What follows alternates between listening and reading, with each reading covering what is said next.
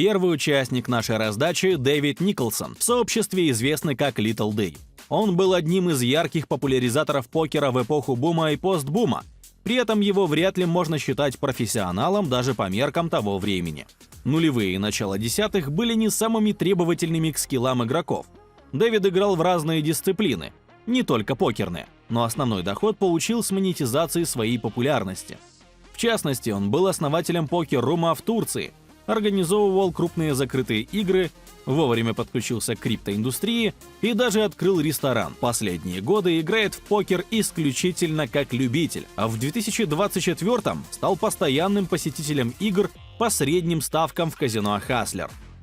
Его оппонент – Мехди Шауи, самый успешный представитель не самой покерной страны – Марокко. Молодой регуляр специализируется на турнирном покере, но до выхода в офлайн имел неплохие результаты и в кэше онлайн. Постоянный участник живых турниров европейских серий с 2019 года. Летом 2023 впервые выбрался в Лас-Вегас на всемирный тур, а в уходящем году добрался и до мировой серии. На счету марокканца 6 титулов, один из которых в турнире All Poker Open в Париже получил крупнейшую в карьере выплату в размере 155 тысяч евро. Итак, раздача проходит по ставкам $100-200 с анте от большого блайнда в еще 200. Итого стартовый банк равен $500. Синан на позиции хайджека уравнивает обязательный страдл от Райана Фельдмана, а на кат-оффе Little Dave. Когда-то давно это был очень агрессивный, но в целом адекватный покерист. Не то чтобы он вдруг перестал быть адекватным. Просто в своем нынешнем статусе он с удовольствием и без давления денег отыгрывает роль абсолютного маньяка. 3 беты с разномастными 7-2? Пожалуйста. Пуш с воздухом на 5 флеш-доске в наличии. За столами Хаслер Дэвид генерирует львиную долю экшена, одновременно раздражая и веселя остальных участников. Но на этот раз у него действительно неплохая рука, одномастные дамы и десятка. Он, не раздумывая, объявляет 3-бет до $2200. До большого блайнда все сбрасывают. А на ББ наш второй герой – Шауи. Его руку мы не видим, но понимаем, что в ответ на 3-бет кол в холодную обычно достаточно тайтовый.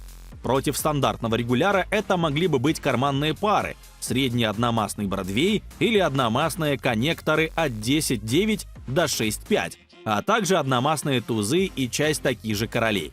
Впрочем, тот факт, что Little Dave действует как маньяк, не дает марокканцу поводов для слишком лузового расширения диапазона.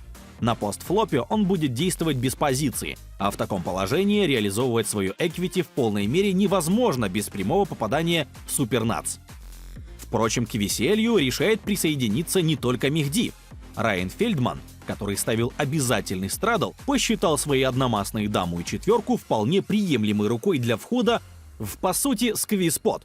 А я чем хуже, думает Синан, и также заходит в мультипот. Итак, уже на флопе банк составляет $9100, и при уровне большого блайнда в $200 в банке 45 ББ. Самый крупный стек у Фельдмана – 78 тысяч. Самый мелкий у Дэйва – 42 тысячи. Выходит средний спаренный борт с десяткой и 2 восьмерками. Очень плохая история для префлоп-агрессора в вакууме и невероятно удачная для конкретной руки из широкого диапазона маньяка попадание в топ-пару. Более того, Дэвид в позиции по отношению ко всем 3 оппонентам, которые ожидаемо чекают.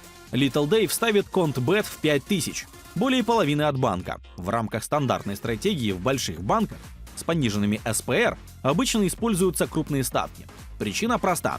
Во-первых, крупный сайзинг часто плотно привязывает агрессора к поту, без шансов на последующий фолд. А во-вторых, выбивает слишком много рук соперников, вместо того, чтобы заставлять их платить. Но опять же, Дэвид в роли маньяка. Когда у таких лагов value, они с радостью пользуются своим имиджем, вытягивая фишки из стеков игроков со средними попаданиями. Мехди калирует. Мы по-прежнему не видим его руку, но можем предположить достаточно широкий диапазон от посредственных карманок и гадшотов до мощных фуллхаусов и каре. Впрочем, фуллхаусы блокируются рукой Дэйва, то есть у Шауи всего одна комбинация – 10-10. Да и стоя против лузового оппонента, он часто поставил бы 4 бета на префлопе. а 10-8 – слишком лузовая комбинация для защиты. Хотя вообще-то мы увидели, что против Дэвида соперники готовы защищать даже такие руки, как дама с низким кикером. Поэтому и 10-8 исключать не стоит, не говоря о том, что у него большое количество трипсов. Впрочем, Синан и Фельдман совсем промахнулись мимо борда и, сбросив карты, стали дожидаться следующего случая, чтобы забрать у Дэвида стэк. Терном выходит девятка, открывающая флеш-дро и связывающая доску для стритовых комбинаций. И валет-дама, и 6-7 есть в спектре марокканца. Но это полбеды. К ним добавляются уже вполне полновесные фулл-хаусы, то есть доля value в рейдже Мехди значительно увеличивается. Впрочем, неготовых рук и комбинаций младше у него также хватает. Против маньяка тот точно не сбросит ни одну карманную пару. И наверняка оплатится всеми дро. Марокканец чекает, что логично. И даже не с точки зрения ГТО. Как раз по оптимальной стратегии на такой доске Коллер часто найдет донг-беты. Это его текстура, и его лид выглядел бы убедительно. Но вопрос, а зачем? Основная подстройка под маньяка – дать ему возможность самому вносить деньги в банк. Не так важно делать это с value или блеф-кетчером. В обоих случаях EV чек-кола или чек-рейза выше, чем донг-бета. Исключение могли бы составить блок беты с дро, но только при условии, что соперник не зарейзит. А уж от кого, а от Дэвида это действительно более чем ожидаемо. Но на удивление Little Dave чекает вдогонку. Это не самое типичное решение от игрока с настолько агрессивным имиджем. Впрочем, речь не идет об откровенно слабом покеристе. Николсон умеет играть, обладает логикой, навыками и опытом. Он именно что отыгрывает роль маньяка, но не безрассудно, как многие лаги на микролимитах, а вполне продуманно. Его решение притормозить может быть осознанно подготовленной ловушкой блеф-кетчем. Ривер, девятка. Итак, у нас на доске сразу две спарки и связка от десятки до восьмерки. Трипсы превращаются в фулл-хаусы. Стриты остаются стритами, но совсем безрадостными. По такой текстуре их сложно воспринимать как value. В банке более 17 тысяч долларов. Ход за Мехди. Он задумывается и объявляет all-in. Эффективные стейки около 38 тысяч, то есть это более чем двухкратный овербет. Очевидно, на обычную ставку Дэвид мгновенно бы ответил колом, но такой сайзинг явно повод задуматься. Насколько хороша его рука для кола? Подумаем и мы. Итак, у него десятка, сам по себе мощный блокер на уйму комбинаций. Фулл-хаусы 10-10, 10-9, 10-8. У него и дама, блокер на стриты с дамой и валетом. Что у оппонента? Из value очевидно всевозможные фулл-хаусы, которые опять же блочатся рукой Николсона. Стрит, который снова блочится рукой Дэйва. Слишком амбициозная комбинация для такого all-ина, не говоря о младшем раскладе через 7-6. Есть ли у соперника оверпары? Едва ли. Они все ушли бы в 4-бет, если только марокканец не заслоуплеил карманных монстров. Ну и те на такой доске не чувствуют себя в безопасности, хотя после чека от маньяка поводов для опасений стало меньше. Комбинации с десяткой также возможны, но и для овербета не очень годятся. Доска дважды спарена, это значит, что может сыграть и кикер. Туз в таких случаях становится естественным блеф-кетчем. Но, во-первых, именно блеф-кетчем, а не поводом для пуша. Во-вторых, как раз в диапазоне Дэйва тузов куда больше. Итак, из value мы находим только фулл-хаусы и каре, но их целых 12, по одной комбинации каре. 9-9, 8-8 и 10 фуллов. Туз 9, туз 8, десятки, 10-9, 9-8 и 8-7. Возможны такие комбинации король 9, король 8, дама 9 и дама 8. Но их для простоты сократим до условных 2.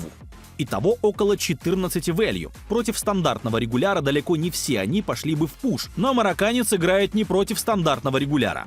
Ставя огромный овербет, Мехди делает Дэвиду шансы банка в 41%.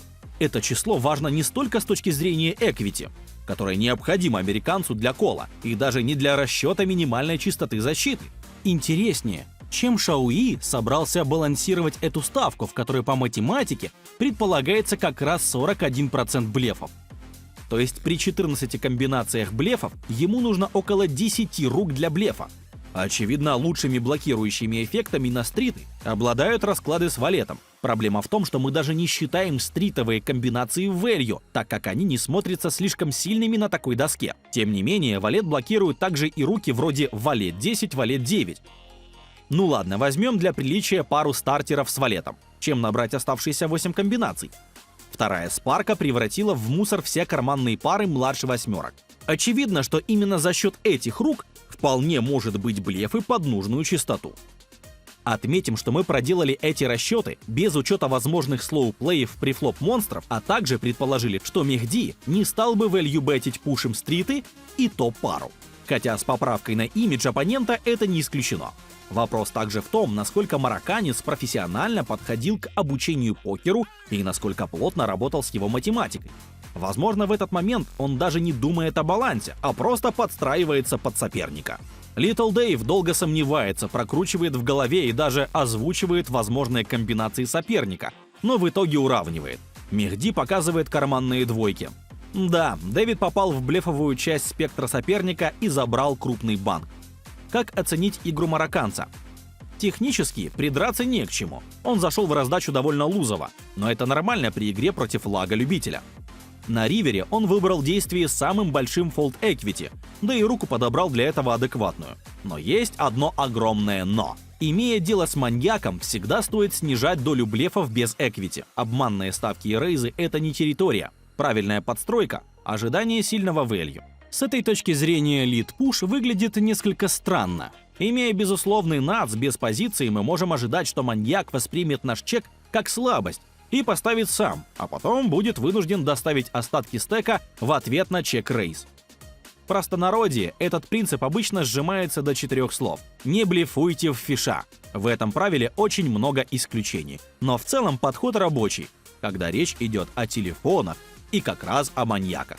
Эти ребята не смогут по достоинству оценить вашу изобретательность, зато с радостью заберут ваш стек, если вы слишком надеетесь на какие-то там блокеры.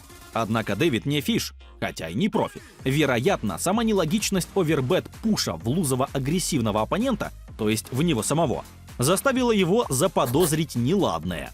Его колл скорее не результат телефонии, а обоснованный логикой блеф-кетч с очень хорошей для этого приема рукой.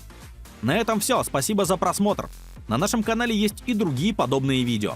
Например, авантюрный розыгрыш Энди Ни против Руя Као. Посмотрите обязательно. И не забудьте поставить лайк, подписаться на канал и нажать на колокольчик. Пока!